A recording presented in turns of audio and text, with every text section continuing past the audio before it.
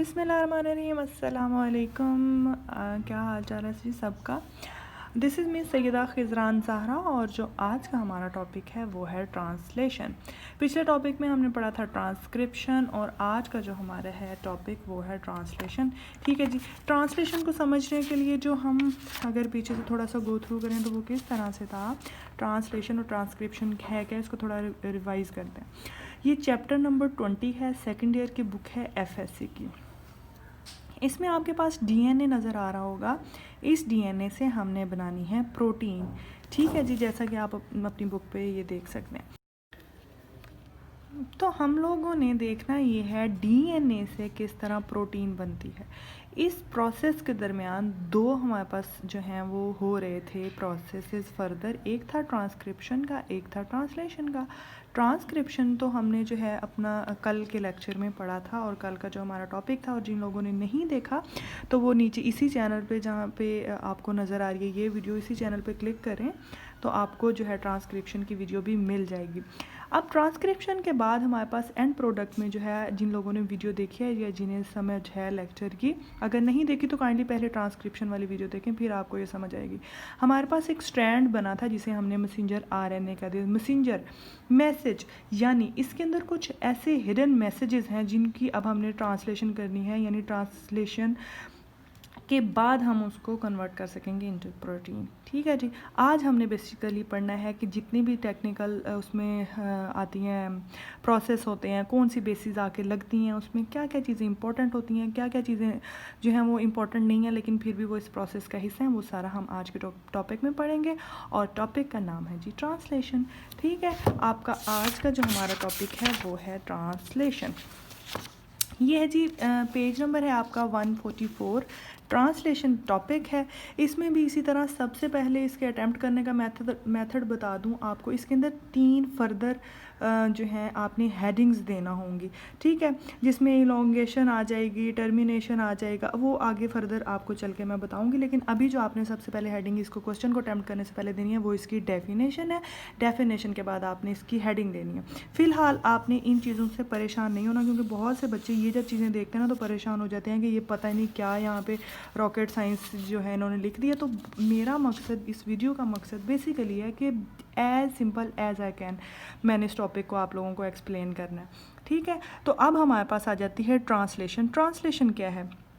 तो अब हमने ट्रांसलेशन के अंदर पढ़ना है किस तरह मैसेंजर RNA से हम जो है वो प्रोटीन बना सकते हैं।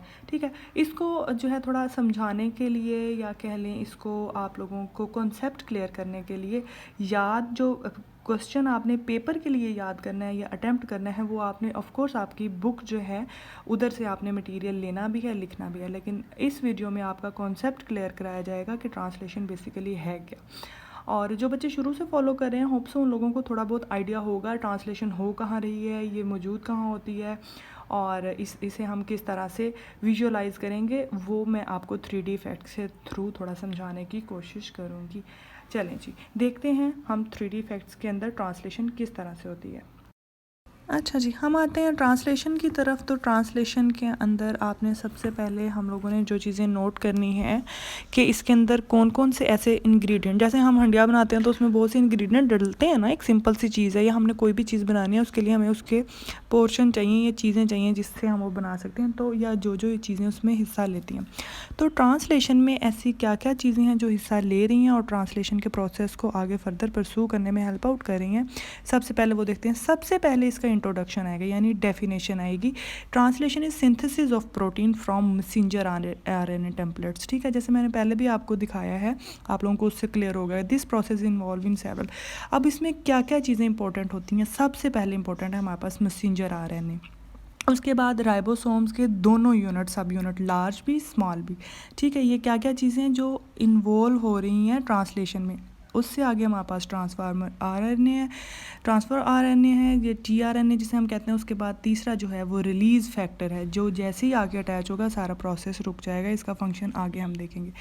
तो अब स्टेजेस कौन कौन सी होती हैं? सबसे पहले आपने हेडिंग अपने टॉपिक के अंदर भी देनी है, इनिशिएशन, एलोंगेशन, और तीसरी जो है वो हमारे पास होगी टर्मिनेशन। ठीक है, टर्मिनेशन में क्या होगा, इलोंगेशन में क्या होगा, ये सारा हम जो है वो अपने आगे फर्दर देखते हैं। ये हमारे पास एक स्ट्रैंड है, इसकी टेल है, एक साइड को टेल का नेम दे देंगे, एक को हेड का नेम दे देंगे। 5 स्ट्रैंड 3 स्ट्रैंड का 3 प्राइम का हमारे पास ये इस तरह से एक स्ट्रैंड है। ठीक है, ये कौन सा स्ट्रैंड है?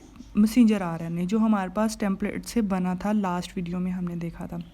अब क्या नाम है, हमारे पास जो टेल है उसको हमने पॉली ए टेल का नाम दे दिया। ठीक है, पॉली मतलब मल्टीपल, और इसमें मल्टीपल ए है तो इसलिए इसको हमने पॉली ए टेल का नेम दे दिया। तो आगे जैसे हैं तो हमारे पास बेसिस आ जाएंगी, कौन कौन सी बेसिस इस टेम्पलेट के अंदर मौजूद हैं, इस स्ट्रैंड में मौजूद हैं, मैसेंजर आरएनए कोडोन्स मौजूद हैं बेसिकली। ठीक है, अब ये जिस तरह आपको अब इसके हेड पे जो है वो मिथाइलेट हेड होता है इसका। ठीक है, जिस पे एक कैप टाइप इसका लगा होता है पोर्शन। अब हमने देखना है ट्रांसलेशन कहाँ होगी। ये स्ट्रैंड हमारे पास था, हमारे पास सबसे पहले क्या आया? राइबोसोम। उसका कौन सा पार्ट आया? स्मॉल। ये सारा आप ऐड कर सकते हैं अपने टॉपिक में। स्मॉल राइबोसोमल सब यूनिट आया, इनिशिएशन साइट पे अटैच हो गया। इनिशिएशन मतलब स्टार्ट करने वाली, शुरू होने वाली, वहाँ के अटैच हुआ। इसके ऊपर आके क्या चीज़ अटैच होगी जो इसको इनिशिएशन के प्रोसेस को फर्दर आगे बढ़ाएगी? आप देख सकते हैं ट्रांसफ़र आरएनए, tRNA हमारे पास आएगा और वो क्या हो जाएगा? उसके ऊपर आपको बेसिस नज़र आ रही होंगी जो हमने पहले जब ये हमारे पास लॉन्गिट्यूडनल शेप में था। अब ये जो UAC है ना, ये एक स्पेसिफिक बेस है जो आके अटैच होगी स्पेसिफिक जगह पे, और वो जगह है AUG। जब ये दोनों बेसिस आपस में आके इस तरह से अटैच हो जाएंगी तो हमारे पास ट्रांसलेशन का प्रोसेस जो है समाउ शुरू होगा। जब तक उससे पहले हमारे पास राइबोसोम का जो दूसरा पोर्शन था ना, लार्ज सब यूनिट था, वो आके इसके ऊपर अटैच होगा। वो भी हम देख लेते हैं किस तरह। अच्छा, इसके ऊपर एक पोर्शन ये लगा हुआ होगा, मिथानेन है, जिसे MET से भी आप इसको जो है वो डिनोट कर सकते हैं या इसको लिख सकते हैं। ठीक है, ये बेसिकली आप लोगों को हेल्प आउट करेगा आपके टॉपिक को इन्हेंस करने में। अब आप प्रोसेस देख रहे हैं किस तरह हो रहा है। अब हमारे पास आ गया है राइबोसोम का लार्ज सब यूनिट। ठीक है, वो आके इसके ऊपर इस तरह से अटैच हो जाएगा। थोड़ी सी वीडियो ऊपर से क्रॉप हो गई थी मेरे से बाय मिस्टेक, लेकिन इट्स ओके, मैं आपको बता रही हूँ। अब प्रोसेस स्टार्ट होगा जी, इनिशिएशन। सबसे अभी तक ही हम कौन सा प्रोसेस पढ़े हैं? इनिशिएशन। अब क्या होगा? अब जो हमारे पास किस तरह से ये प्रोसेस आगे फर्दर परसू करेगा, इसको हम सारे एंगल से आपको दिखाएंगे कि किस तरह से ये नज़र आता है। ये हमारे पास क्या आ रहा है जी? ट्रांसफ़र आरएनए की एक और स्ट्रैंड आई, वो आगे इसके साथ ये पॉलीपेप्टाइड साइड है, और एक हमारे पास आप लोगों को दोनों साइड्स जो हैं वो नज़र आ रही होंगी। इन साइड्स को आपने एज इट इज़ लिख देना है, कौन कौन सी साइड पे कौन कौन से जो हमारे अटैच हो रही हैं बेसिस। अब जैसे जैसे ये बेसिस अटैच होंगी, जो हमारे पास MET था वो एक लॉन्ग चेन की शक्ल इख्तियार करेगा। ये दोनों आप जिसे हम पॉलीपेप्टाइड चेन भी कहते हैं ना, तो ये पॉलीपेप्टाइड चेन बनाएगा। ये देखें, वो हमारे पास रिमूव होता जाएगा मैसेंजर आरएनए। अब एक और मैसेंजर आरएनए आएगा, उसके ऊपर भी एक MET लगा होगा, और वो MET उसके साथ अटैच हो जाएगा, और जो पिछले वाला हमारे पास स्ट्रैंड था वो उसमें से रिलीज़ आउट हो जाएगा। इसी तरह ये प्रोसेस फर्दर होता रहेगा, और डिफरेंट जो है वो एक चेन बन जाएगी जिसे हम पॉलीपेप्टाइड चेन कह देते हैं। और ये पॉलीपेप्टाइड चेन जब कंप्लीट हो जाएगी तो ये सारा प्रोसेस बेसिकली न्यूक्लियस में हो रहा होता है। जब ये प्रोसेस कंप्लीट होकर चेन बन जाती है, ये फिर निकल जाती है न्यूक्लियस से, निकल के साइटोप्लाज्म में ये चेन चली जाएगी। आपने पिछली वीडियो में देखा होगा, साइटोप्लाज्म से फिर ये गोल्जी बॉडी के पास जाती है और वो सारा प्रोसेस होता है। तो यहाँ बेसिकली अभी वो चेन बन रही है, और ये प्रोसेस कहलाता है इलोंगेशन। इलोंगेशन के प्रोसेस में जैसा कि आप देख सक रहे हैं कि आहिस्ता आहिस्ता वो चेन्स आ रही हैं, और हमारे पास एक पॉलीपेप्टाइड चेन जो है वो बन रही है। तो अभी ये सारा प्रोसेस इसी तरह चलता रहेगा। पॉलीपेप्टाइड चेन के जैसे ही जो लास्ट वाला हमारे पास आएगा, उसका यूनिट वो अटैच होगा, यानी MET जो है पॉलीपेप्टाइड चेन को मज़ीद फर्दर इसके साथ अटैच करेगा, तो ये सेपरेट होने लग जाएगा। अच्छा जी, जैसे जैसे जो है ये प्रोसेस चलता रहेगा, हमारे पास आगे नेक्स्ट आ जाता है टर्मिनेशन।